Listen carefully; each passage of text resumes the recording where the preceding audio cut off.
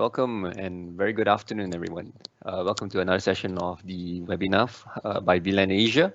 So as always, before we start the session for today, I would like to remind everyone if you're attending this webinar for the first time, you can actually drop in your questions and your Q&A on the section which is located on the right-hand side of the screen. If that section is not open, you can click on the small little blip on the right-hand top corner of your screen, which has the question mark on it, and open it up and write your questions and drop it out throughout the webinar today. And for all those of you who have not followed us on social media yet, you can actually do so by going to Facebook or LinkedIn and looking us up, VLAN Asia, right? Okay, for today's session, as you all know, today we actually have a session which is on how to pivot and grow your career during these hard times, right? So many of you freelancers out there who are looking to get a new job or looking to change your well, today's session is for you. It's a talented, most bubbly and most cheerful guy, Chi Sing, in the house today.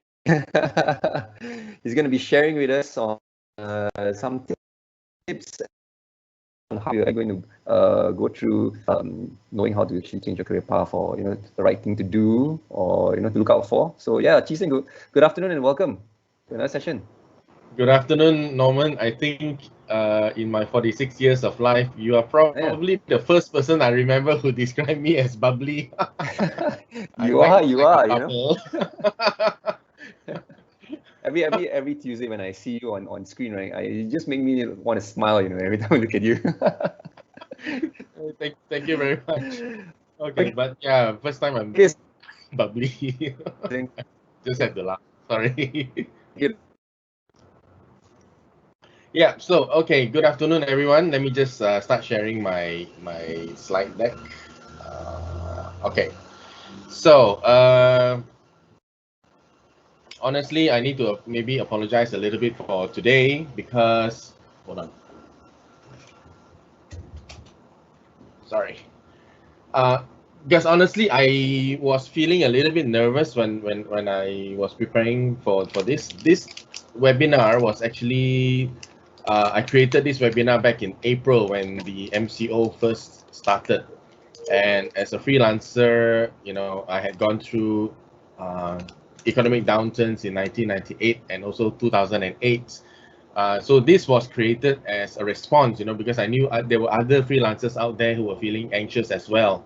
And well, I survived the two economic crises, and I thought, well, since I survived, maybe I had some insight to share with the other people who are out there who might be feeling anxious.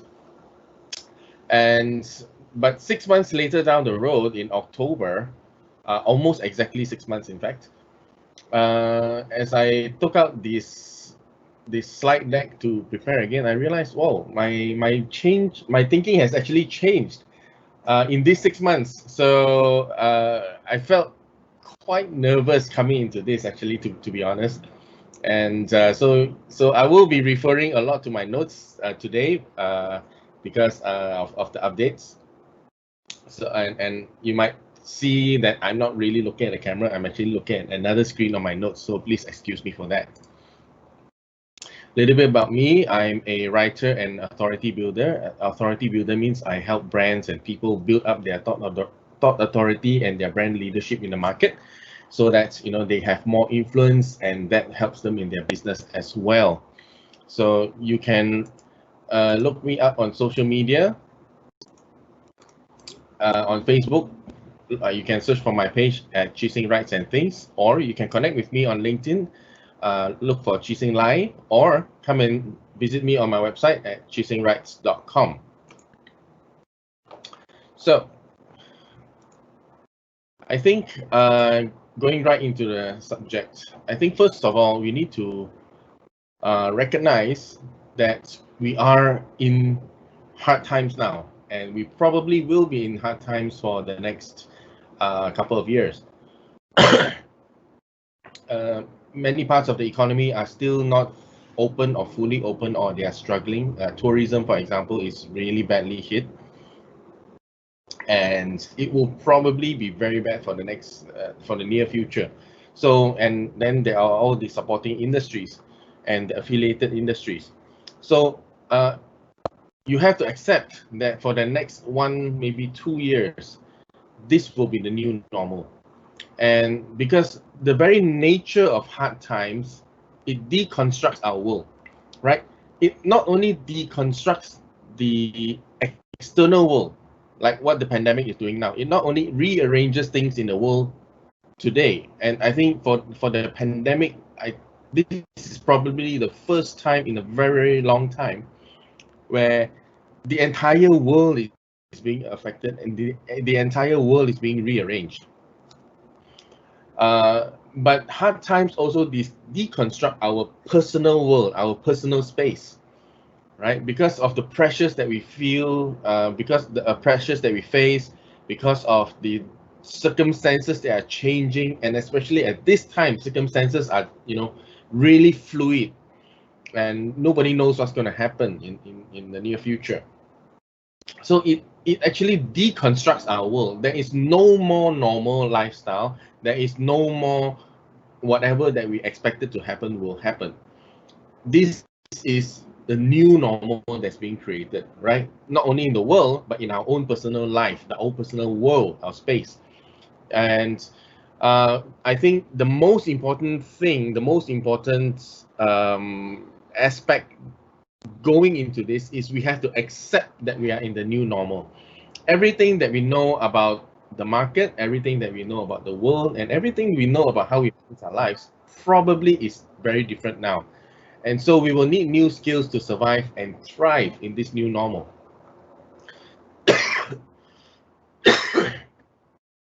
Now, if you're a freelancer or if you're a small business owner, or even whatever business owner, large business owner,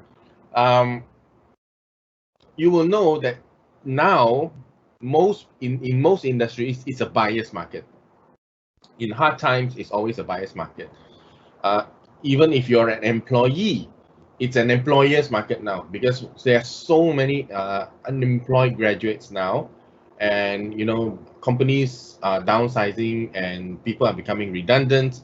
So there is a huge over supply of talent in the market compared to the jobs that are on offer.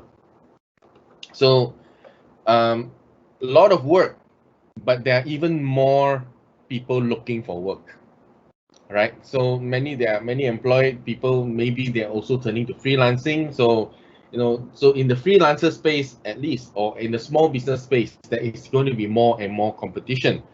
So in order to stand a better chance in this kind of new normal, you will need to do something about well, yourself basically, and I'll share with you why, right? So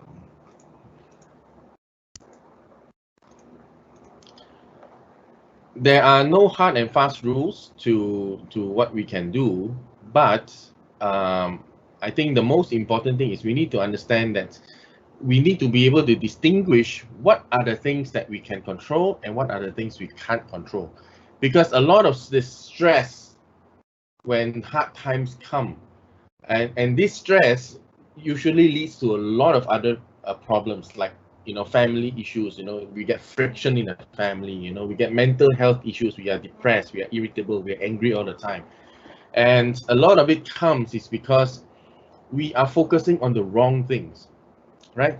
Stephen Covey has this very, very I think it's a very beautifully simple illustration. There are two circles of influence in our life. First, there are two circles in our life, sorry. First is the area of concern, right? These are the things that we are concerned about. Like now in Selangor, we are living in the red zone, so we are living in the semi-lockdown again. On top of that, a few days ago, there was a water cut, and just when they fixed the burst pipe, river pollution, and we are facing a water cut again. So these things concern us. These things affect us. But these things are beyond us, right? They are out of our control. We can't do anything about it. So we feel the effects. We can't do anything about it. And because of that, we feel frustrated, we feel angry, we feel like we need to do something, but actually there's nothing to be done. So what is our normal response? We lash out, all right? We lash out on social media, we lash out at the authorities, we lash out at the water service providers, we lash out on the people who are doing the pollution, we lash out at everybody, okay? Because we need to release that stress. But there is another circle that's that's inside this circle of concern. These are the things that we can actually do about it, and this is our own personal circle of influence. So the trick is really to, instead of spending energy to lash out about the things we cannot do anything about, the trick is to actually focus the energy into our circle of influence. What are the things that we can control?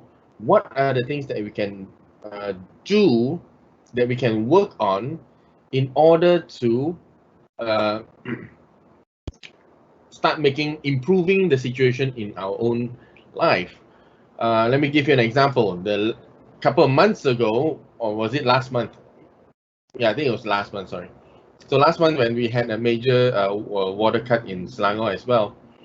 So what I did was, okay, I went and checked what nearby areas had water. I found out that Cyberjaya was outside outside of the affected area. So I booked an Airbnb there for 4 days. So we went over there and we spent 4 days there with my family went and spent 4 days there. Well, it was still we were still working, we still had to work. My daughter still had to go to attend classes in college and all that. But at least that was a solution. That was a real solution. Instead of lashing out and spending a lot of energy, feeling frustrated. I'm not saying there was no frustration. I'm saying that the energy spent on the actions that make sense, the energy spent on actions that made a difference. That's what's important, right? Instead of lashing out and doing nothing about it and fretting about it, okay, book a place, immediately go. So that was one option. I'm not saying there are no other options, but that was the option that I took. Okay, so in hard times, I believe there are 3 essential areas of influence that we should focus on. Right? First is the circle of myself.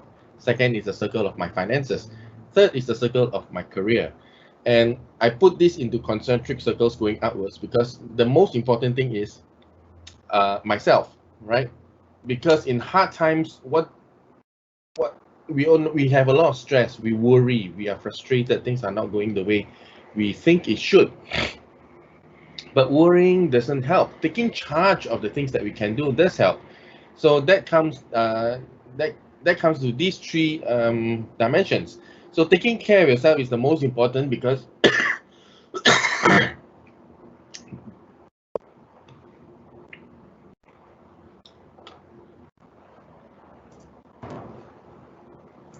sorry, I just had a message suddenly pop up. I don't know why. Norman, can you hear me now? Can you still hear me? Yep, I still hear you. All right. Everything loud and clear. I had a sound cut message pop up for some reason. Okay, so taking care of yourself, this is the most important because well, basically, when it comes down to it, you are the only person who is responsible for your life, right? The life belongs to you. So you need to take care of yourself first in order to take care of all the other challenges that you need to face. Secondly, in hard times, you need to take care of your money because let's be honest, that's the major concern, right? Financial crisis, the major concern is always crisis. It's always financial, money. But the thing is, I was like this as well last time. The thing is, I feel a lot of our energy and a lot of our attention and a lot of our focus is placed on our financial troubles, right? Which I think is not balanced, right? We need to really find a balance, and I'll show you why a bit later. So, but I put this as a second. There's also a reason for that. I'll get into that later as well. Thirdly, then of course you have to take care of your career. In a tough market, clients are looking to maximize their value. So you have to show that you are worth every penny that they are going to spend, and maybe even demonstrate that you are worth that extra value to them.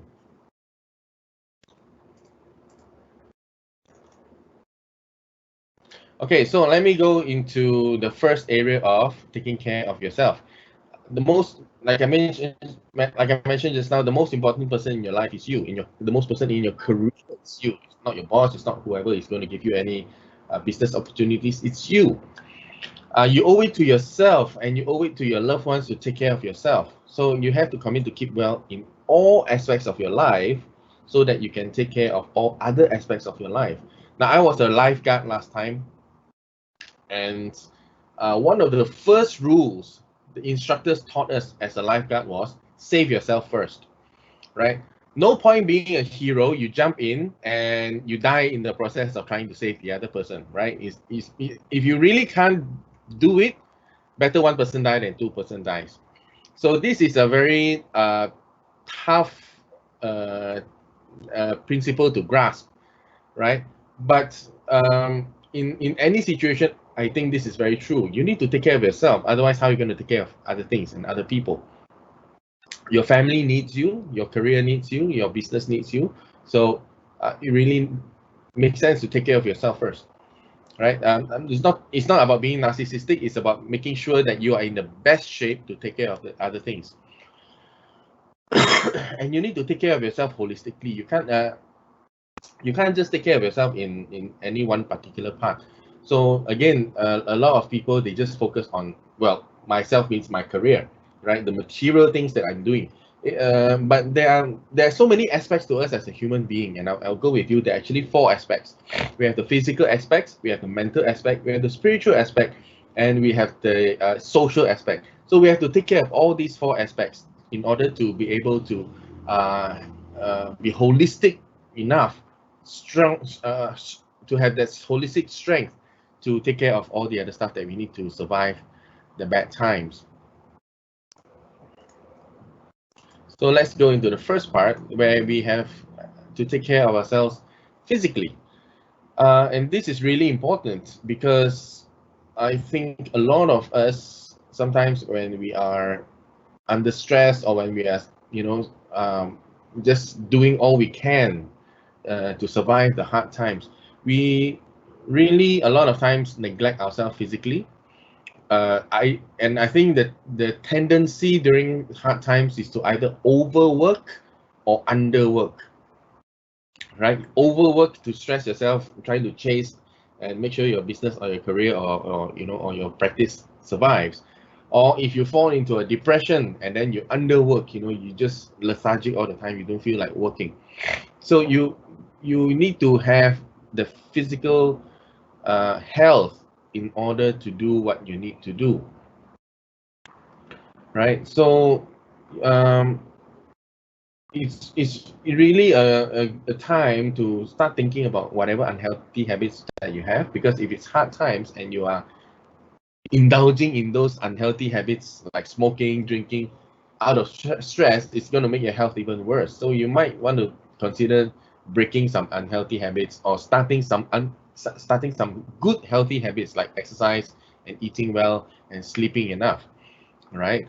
So that is one part of it, physically. Second part, we need to take care of ourselves mentally. So I think mental health today is quite a popular issue because people are starting to be more aware of how mental health affects such a large part of our life. And having mental wellness is really key to being able to do whatever we want. Like I mentioned just now, depression can cause us to underwork. I have a friend last time. I haven't seen him for a long time, but at that time, he was doing very well. He owned the factory, and I'm not sure the exact circumstances, but his factory didn't do very well, and it was closed down. And because of that, he fell into a very deep depression because he was so invested into the success and of the business, and he was so depressed for months. He was just sitting at home doing nothing. He was just watching TV all the time for months. Now, if you're in that state of mind, well, that is very clearly now. I think people are more aware that this is a sign of depression, and because of that, it was causing a lot of frustration in the family as well, with the wife and the children, right? Having a depressed person around, not doing anything, is tough on the people around you. So uh, it's really very important to look for ways to keep motivated and inspire ourselves, and to find ways to maintain our mental well-being. So I think what is very helpful is to have hobbies or projects that you enjoy. Even in hard times, make time to enjoy yourself, right? It doesn't have to be always depressing, thinking about how times are bad, right? Take some time out to relax, to do something that you really enjoy. Make time for the things that you enjoy. Maybe make time to learn something up that you have always wanted to learn, right? Stay positive in your mindset. And I think a lot of people, when they're in their tough times, they forget to laugh, right? Because they're just brooding in the tough times. Well, take time to laugh, take time to socialize, right? uh, and I think if you are in a situation where you feel overwhelmed, sometimes it really helps to write down what you need to do and start checking off the things that you have done, right? Because that gives you a very um, tangible sign of the wins that you're having every day. Okay, I wanted to do my 10 minutes walking exercise, take off. I wanted to read 5 pages of this book, take off. So you set yourself up to win at this time, and it's a small way to start yourself getting motivated again to try the big stuff. Then we need to take care of ourselves spiritually, and this is really important. Well, not everybody believes in God. Not everybody believes in the same concept of God. Uh, but there is a spiritual aspect that I think all of us need to take care of. So you could, if you're a praying person, well, take time to pray. If you don't pray, well, take time to meditate. So that you can improve your state of mind, improve your outlook on life. All right. Maybe you could even volunteer to help others. Go to a shelter to help with animals. Go to orphanages or whatever you can do. For me, what I did was during the excuse me, during the early days of the MCO, I actually volunteered for a crisis comms team, a COVID-19 crisis comms team, because it was something productive for me to do instead of sitting down and being worried. It was something productive. It was something that it was helping other people, and it actually helped me in a sense because it gave me a sense of purpose. It gave me a sense of um, what's the word? It gave me a sense of doing something that's bigger than myself, contributing to people. And as you give, you actually gain, because as you give, you actually feel good about yourself, about what you're doing, right? So spend some time each day, maybe to read some uplifting books, listen to some music to calm yourself down, or help other people. Just find whatever that you can do that touches you and keeps you inspired, motivated, and calm in the day, on a day-to-day basis, especially, right? And finally, the fourth aspect is socially, and I think this is also very, very important and often overlooked. Especially if you're like me, an introvert. I don't like to go out with I don't like to go out. Well, let me correct myself. I don't often like to go out. I do enjoy going out with friends, but only a very small group of friends, because introverts don't normally have a large group of friends. But it is important to stay connected during hard times. Especially, it's important to allow other people to support us, I think sometimes if you're a business owner, especially, or if you are in a high position in a company, we feel that we have a certain status to protect, a certain image to protect, and we want to project that we are strong, we are not affected. But well, I think being vulnerable, being honest with people, actually helps to bring us closer together. It creates closer bonds, and that really helps with our well-being as well. It helps us to cope. If we know that we have a friend that we can, who will support us, give us the moral support when we need it in our down times. That I think is very, very precious to have. Family and friends, who are the people I can fall back on, that if I need a friendly ear, or if I just need to blow off some steam, who can I go with, for a game of, badminton or futsal or whatever it is, or can I get involved in some community groups so that I can, be around positive-minded people. And this is my own story as well. So during the early days of the lockdown, I also joined a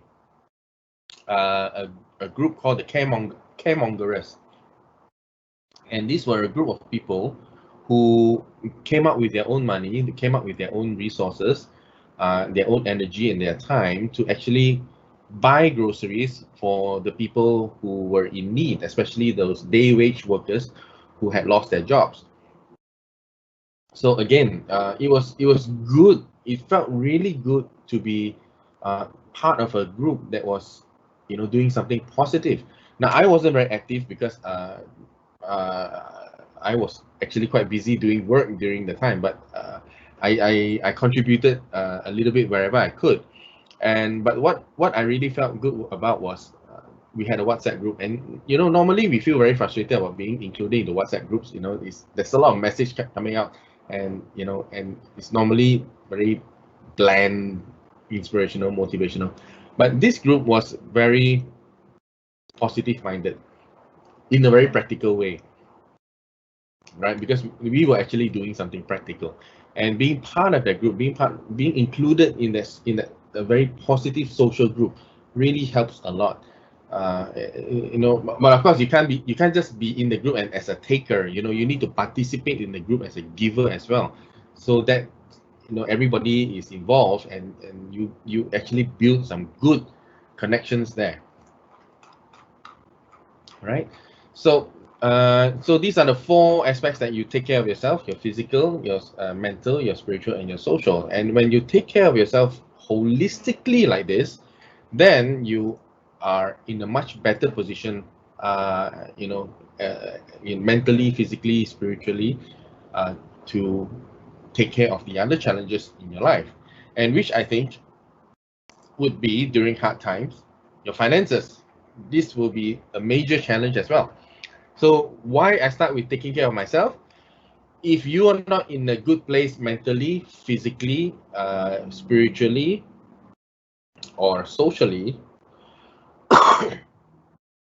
it's going to be difficult to be in the right frame of mind, or even the right condition of health to take care of your finances, right? And that could actually turn out to be worse, even if you're trying to make things better.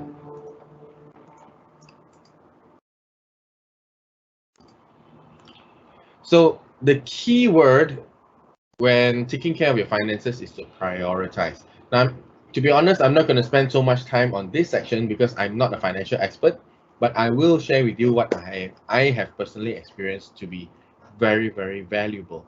And if I were to summarize it all, it will be to prioritize. You may need to make some very hard decisions. Okay, so first of all, you need to do a financial health check. You really need to uh, do a balance sheet. How much is your income now, and how much are your expenses, right? Include all your income sources.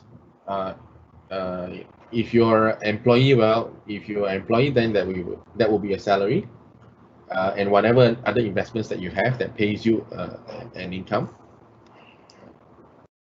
and whatever assets that you have, cash, investments, your cars, properties, right? List down all the things that you have, the liquid assets, assets that you can sell, and whatever other things that you have, everything that you have that can be converted into cash, right? This is in the worst case scenario, right? Because if you need to convert things into cash to tide over, okay, and then you need to really track your expenses.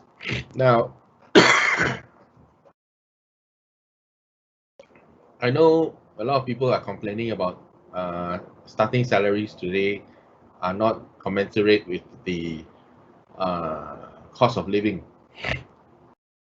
But well, in hard times, we will really have to look at what our expenses are, right? So comparing our total expenses with the income, we will need to see what are the things we need to prioritize. And certain things that we thought are essential might actually turn out to be not that essential if we need to prioritize, right? So I think we need to be very realistic in the hard times and just do what we need to do. So after you have done your financial health check, make a budget, and this is where you start. This is the most important step.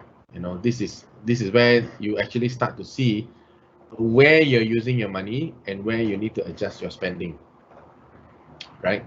So in normal times, financial experts will tell you to live within your means, but I think in hard times we have to make allowance for. There may be times we lose our job or our business is doing really badly. So to be very prudent, you will need to reduce your expenses to as close to baseline as possible, and you need to identify what's your baseline, right? So you need to set goals as well. What is, if you need to fulfill your obligations, then you need to find out where your income is, how you're going to pay it, and how you're going to reduce your expenses, because you also need to factor in some savings, right? The most important thing to have during hard times are savings. So if you don't have savings, you're in real trouble. So you need to factor in how you're going to fulfill your obligations, have some savings, and that's the balance of it. Is, well, between your income and your obligations, whatever the difference is your savings. You want to make that savings as large as possible, which means you need to push down your expenses.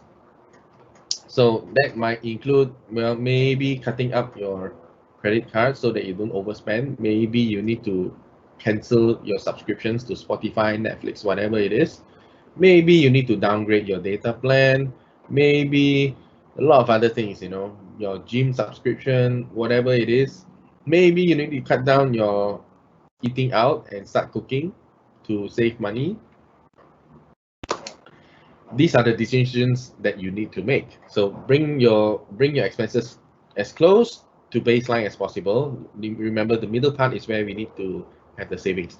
So the top part is where you need to make more money, if possible. Right? After you've dealt with the money outflows, you need to look at how to put more money in your bank. So how do you build up your savings? Make more money, if you possible, right? So start a side hustle. Whatever it is, I remember back in the day, I think at one point I was doing 7 things at a go. Yeah, I taught computer, I taught swimming, I taught another. Yeah, I helped my sister in the education program. I was freelancing as well. I took on freelance jobs. I was on retainer with a friend, and I was probably doing a couple other things I can't remember now. Yep. So that's what you have to do. Make more money, make as much money as possible. And this is where I say you have to take care of yourself first. You can't stretch yourself doing so many things without breaking down if you're not taking yourself well. So at that time, I didn't realize that, and I was actually under a lot of stress. you know, and that affected some of my relationships. So, but we need to now. Now I recognize the need to take care of myself first, so that we can do all these other things. So just look at how you can make money in the short term, right? Part-time jobs. In fact, if you're in really desperate times, are you willing to work minimum wage jobs? Right? I think a lot of locals would not want to do that, but well, beggars can't be choosers sometimes. It depends on your situation. Can you monetize your hobbies or your skills? Can you rent out rooms? Do you have spare rooms in your house? Can you make room in your house? So these are the things that you need to consider to make more money, right? The most important thing is have a plan and work your plan. Without a plan, then well, you're kind of floating around, and that's where it becomes stressful, because if you have a plan and you work your plan, something like this. So let's say you have a measurable goal, you have a plan, and you have, this is your ultimate goal, right? Let's say to pay off 5,000 ringgit in credit card debt, and you have a plan to do it in 12 months, and it looks something like this. And then you break it down to how you're going to do it, all the different ways you're going to do it. So work that plan. I think to me, the most important part of working a plan is the ability to take off the things that you have done. Because that motivates you. Okay, I've done this, I've done this, I've done this. Yeah, I want to do more. Okay, this looks workable. This looks achievable now. If you don't have a plan, then it's going to be it's going to weigh on your mind all the time. Okay, so have a plan, work your plan. That's the most important. Finally, taking care of your career. So this is the part that I think is the most important. A lot of people feel very, very frustrated in hard times over their career.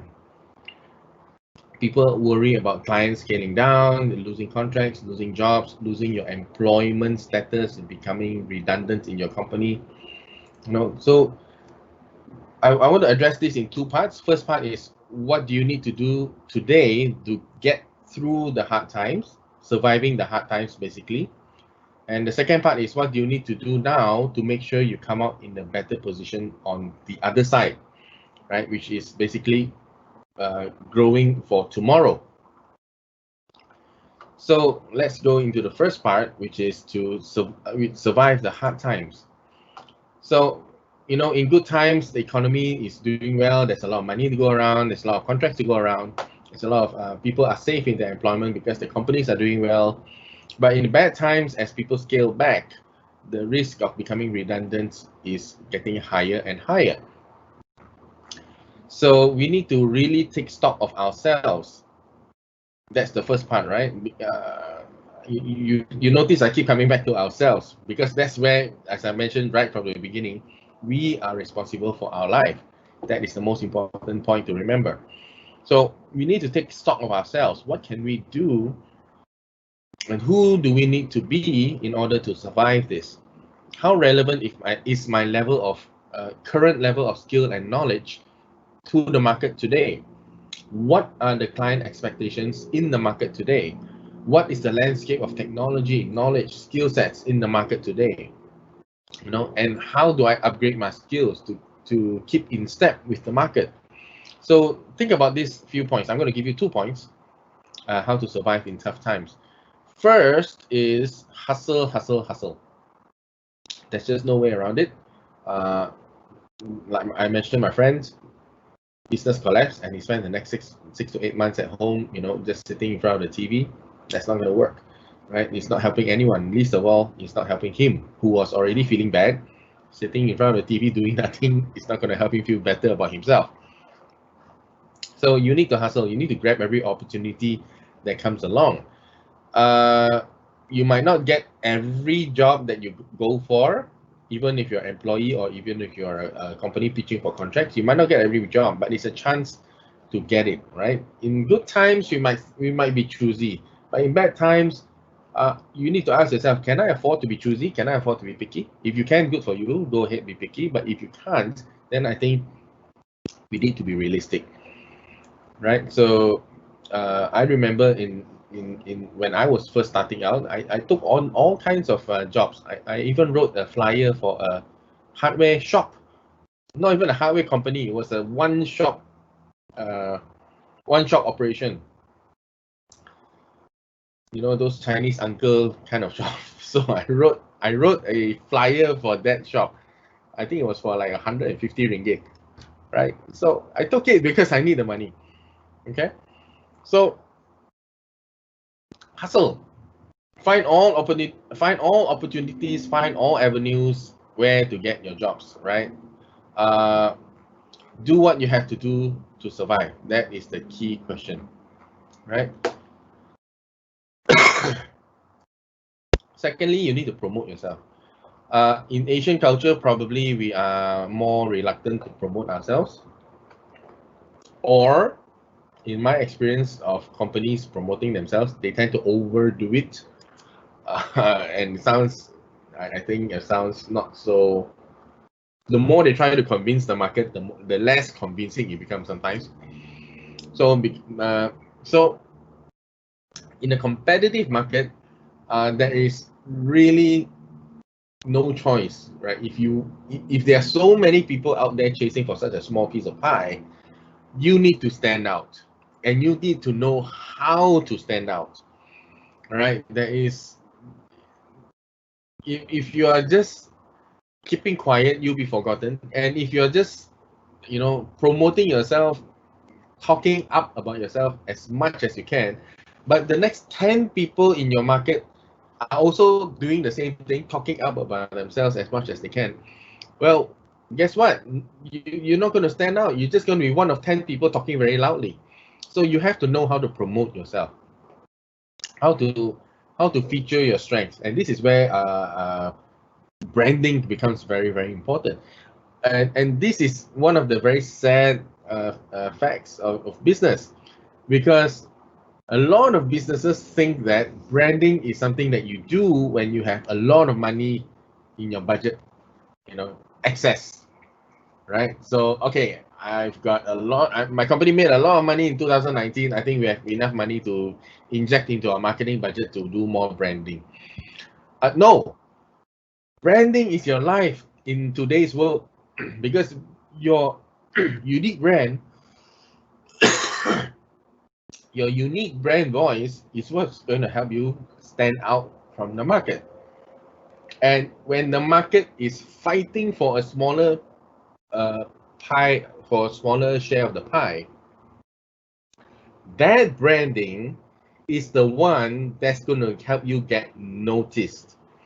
All right, so branding is actually even more important during difficult times, not less. Unfortunately, the normal practice is, when hard times come, companies will slash their marketing budget, right? And things like branding will go first, because branding is seen as a luxury expenditure. It's not. It's a strategic business expenditure that is very, very important for you to grow, right? And so you need to really promote yourself. Digital and social media has really helped given a lot of opportunity now, and a lot of digital companies are coming up. A lot of digital marketing companies are coming up to help people promote themselves. So if you're not in this space, if you're not doing this, you are going to lose out to those people who are doing it and who know how to do it, right? So those are the two things that you need to do currently, right? Hustle, promote. Your promotion will help your hustle, and your hustle needs the promotion to work, right? Because if you're hustling and people don't know your brand, you're gonna have a hard time. So these two go hand in hand. Now, building for good times. Well, the very fact is, during bad times, you will probably have more time on your hands, right? I think all of us probably have experienced this. We might hustle, we might do the branding, but the contracts might not be coming in. But those are the things that we need to do. But as we are waiting for contracts to come in, as we are doing all these things, we probably have a lot of downtime. And this is a very, very good time to actually take stock and build for the future. So first of all, we need to remember we need to keep evolving. You might be the expert in your field today, but there's nothing to stop you from actually developing new skills so that you become more valuable in the market tomorrow. For example, for my own experience, I graduated with a diploma in graphic design, but I actually went into copywriting. I never worked as a graphic design before, but when I came out to do freelancing, it was very difficult for me because I didn't have any network, I didn't have any pipeline of projects, or I didn't have anything, you know. So how did I promote myself? I promote myself as 2-in-1. I am a copywriter, but I can also do design. So you get 2 for the price of 1, or rather 2 for the price of 1.5. So that's how I promote myself, right? So add value to the market. That's the most important thing. Raise your professional skills to be more marketable, and keep your knowledge fresh. Look for key trends in the market. You know, keep up with the trends. Try and spot future trends. Don't be like Kodak.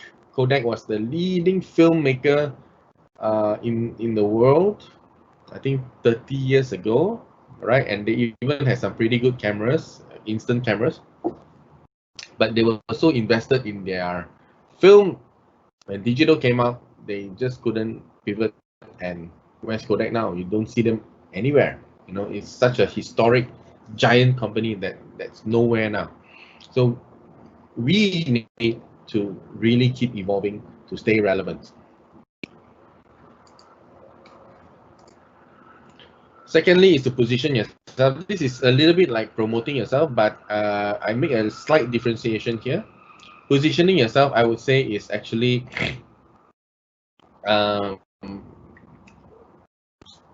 creating a niche yourself in the market. Promoting yourself, I would say, is putting yourself out in the market and making yourself known. Positioning yourself, I will make a slight differentiation that you need to find a niche in the market. Okay, and in order to do that, you need to identify where your audience is and go there and speak their language, you know, and be where they are.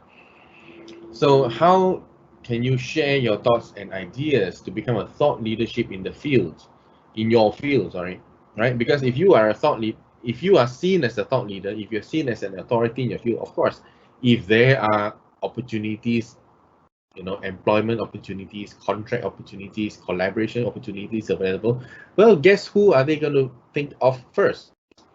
The generic guy who is saying the same thing as every other person is saying, or the thought leader in the field who is coming up with fresh ideas or fresh way of looking at things, or, you know, demonstrating that they know what they're talking about? Who do you think they're going to look for, right?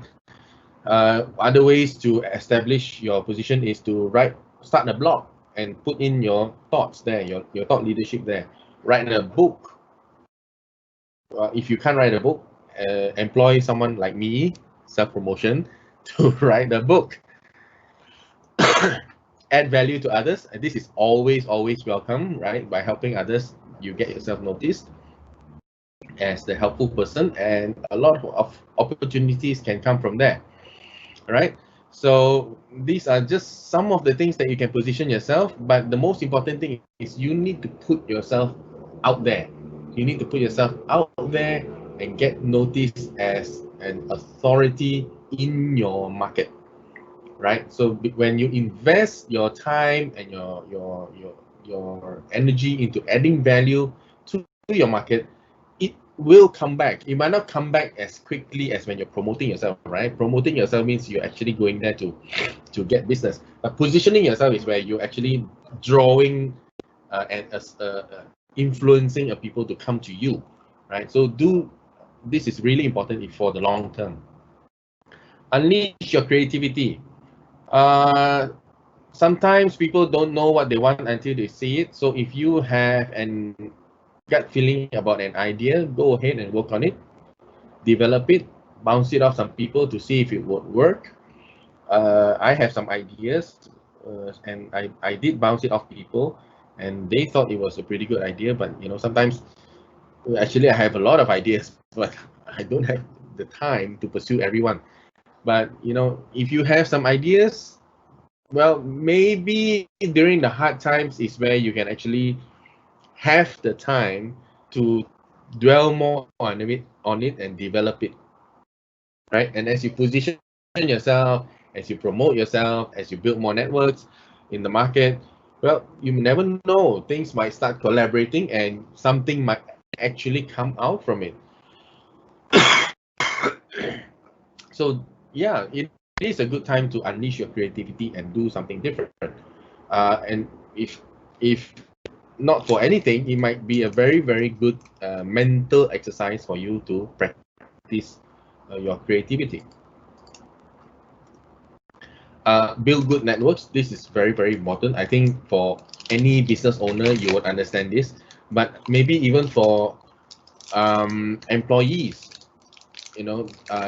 employees don't normally think about building good networks because they can just go to employment agencies or employment websites to find a job.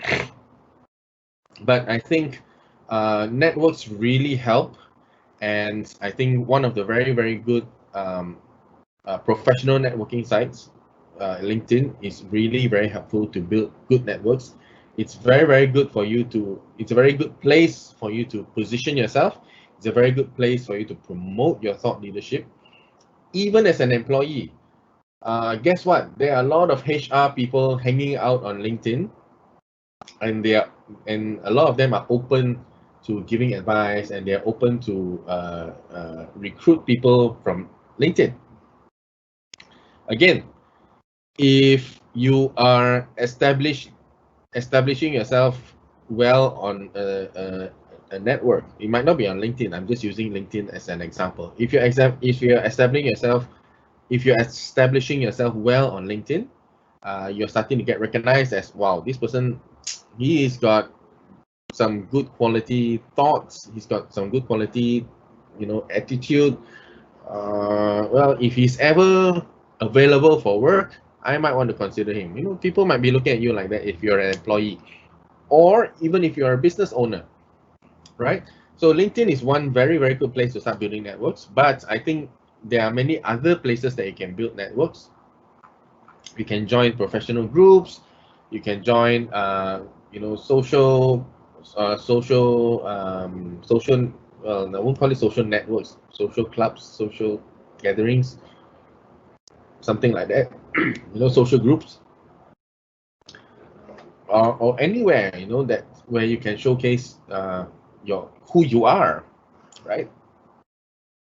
And where people can engage with you and find out and get a feeling of who you are. That that will give you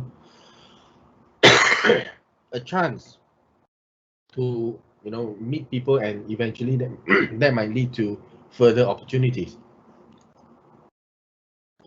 And finally, we need to think long term, right? Bad times will always come. Like for me, I went through 1998.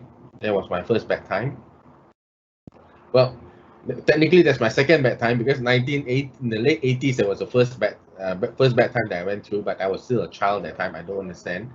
1998, I was working adult, so I went through that. 2008 was the next recession, which I went through, and now 2020. So bad times will come and bad times will go. It's just part of the economic cycle. What we need to do is we need to think long term. If we're only thinking of short term, well, guess what? We will follow the ups and downs. I don't think that's healthy for us mentally, or maybe even physically, to be going up and down with the economy, right? But if we think long term, it's like a graph, right? You think long term, and you have uh, a sort of a growth trajectory, right? So whatever happens in between, well, you have a track that you're on. and that gives you some stability.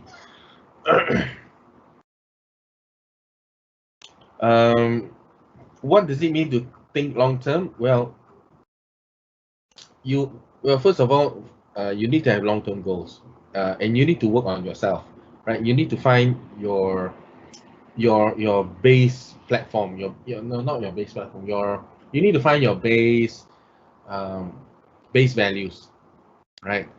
A lot of people, they are tied to their financial success, so it goes up and down with the bad times, right? Good times they feel good, bad times they feel bad. But I think you need to find your base values so that you can, whatever the times happen, you are stable. Secondly, on a more practical level, in bad times you may need to take small jobs or even be underpaid to stay afloat, right? And that sometimes takes a lot of humility. If you're earning 15,000, 20,000 a month as an employee, for example, and suddenly you need to take a 5,000 ringgit job just to survive, you you you may come to that. So, and you may need to do that. Okay, so but some things are not about money, right? If you take small contracts, if you take small jobs, sometimes it's not about money. Sometimes it's about, well, yeah, it may be about money because you need the money to survive, right? But sometimes when you take that small job and you demonstrate your value, I think sometimes that is very, very valuable in the long term as well. You never know, this job that you take, your that boss or that client, you never know where they will end up. They might be your boss might be promoted to a very high level and be very impressed by you and take you along. This client that you have might also grow to their business to a very great level, and they might be very impressed that you are willing to put in such heart and energy into the work for a small contract, and they might take you along. So always think long term. And there are people who look at contract to contract and judge the contract whether it's worth it or not. But I think we need to think a longer term, take a longer view. So make some sacrifices today so that there's a possibility. Well, I'm not saying every time it works, but out of 5 maybe you hit 1. Well, that's good enough, I think. If that 1 is a real kicker for you eventually. All right, so I think, yeah, think long term. You might not be gaining in terms of finances by doing the small stuff now just to survive, but you might be gaining goodwill, you might be gaining exposure, you might be gaining good reviews, you might be gaining new experience, you might be gaining a larger network. These are all very, very valuable things to have for the long term, right? So these non-monetary benefits can actually pay off in really big ways down the road. So yeah. So finally, just want to end with a word of encouragement to everyone who is experiencing hard times. Remember, you are not helpless. Feeling stress is normal, but things will get better. Don't let negative emotions and thoughts, push you down and hold you down. Because again, your mentality, your well-being is crucial during the hard times, and that comes from how you perceive the situation. The best thing that you can do is not to worry and stress about the new normal. The best thing that you can do is actually accept the new normal, accept that you are in this world now, right? A picture I can give you is, yeah, maybe you were used to playing in a very good football field, and suddenly you're in a really muddy football field now, and patches of grass everywhere. Well, no point crying about not being on a good football field. This is the football field we are on now. All right, let's see how we can play on this field and win on this field. Okay, um, bad times won't last, right? Because we've gone through many bad times before, but good people will last. So invest in yourself really seriously. Invest in your well-being, and invest in your skills to manage yourself, manage your finances, and manage your career. And that's where I think we will be actually focusing our energy into the right place. You remember Covey's circles? We won't be expending our energy on our circle of concern over things that is out of our control, but then we will actually be investing our energy into our circle of influence, making things happen in the things that we can control. And there are, well, I'm not gonna promise you that this is a hard and fast formula to guarantee success. That there's no guarantee and there's no save or replay option in life. You just have to take things as they come day by day. But these are the areas that you can do something about day by day to take control of your life. So I just want to encourage you, hang in there, stay focused on making things work during the present times, and we'll get through this. Done. Questions? Thank you, Chiseng. Yeah, so if you guys have any questions, just drop them in the Q&A section, and then we'll take it. Yeah, Chiseng, really, when I listen to you, right, then I'm thinking to myself as well, yeah, brand, looking at ourselves as a brand is also very important, because it's a very good depiction of how we can actually position ourselves, right? I mean, we are creatures of habit. We are very complacent when it comes to things, right? So we always look at things and we say like, oh, we're so comfortable here, right? We don't have to do a lot of things. Like recently, we look at how QR codes and all. I mean, it's been in the market for so many years, right? But people just don't want to use it. They say it's pointless. When we go out there and we try to sell the concept of using QR codes, right? A lot of companies will usually turn it down and say that QR codes are something that is not useful. Wow. They look at it, right? But look at it now. Everybody's using it, because whenever you go into a shop or you go into a store, right, you need to scan it, right? You need to scan it. It's so convenient. They say it's so convenient and stuff like that, right? So now everybody is used to the new norm, right? Of scanning QR codes, right? I mean, it's always been like that. When the handphone came out and people started SMSing, people say like, hey, why you spend so much time on the phone, SMSing and WhatsApping? But look at it now, everybody's on WhatsApp. Yeah, exactly. So I guess we are very complacent when it comes to adapting to the new norm, right? Yeah, we tend to complain a lot, right? When you think so, it's like how the government has implemented the CMCO right now, and everybody's complaining about CMCO. And I feel like if they didn't do it right, cases will be more. Exactly. Perhaps maybe if they didn't close the schools, your kids would have probably got it, and then you'll start complaining about why government didn't enforce CMCO. But when they enforce it, people are complaining, why are schools closing? Never stop complaining. Right. We are just complacent with the comfort that we are in without looking at the facts that are available. And at times that we are in right now, facts are so important. It's so ready out there that we can actually get it through just looking at things. I mean, we're just spoiled for what you call it, for choices, right? Looking at, you can be a copywriter today, and then you can be perhaps a marketeer tomorrow, right? We're just spoiled for choices, right? So we just need to use whatever at hand and continue learning. I feel we need to just equip ourselves with all the skills that is available out there, so that we have more choices, and just be prepared. We will never know, our position could be at stake one day, right? Correct. One day your boss will come and say, I'm sorry, we're not doing very well, right? Yeah. Also, I think we need to really open our minds sometimes. Sometimes we can be very comfortable in a certain way of doing and thinking. You mentioned QR codes, and then that made me remember a story. A few years back, someone approached me about starting a magazine. I was thinking, I think it was like 4 years back. I was thinking, who reads magazines? This magazine is a dying business, right?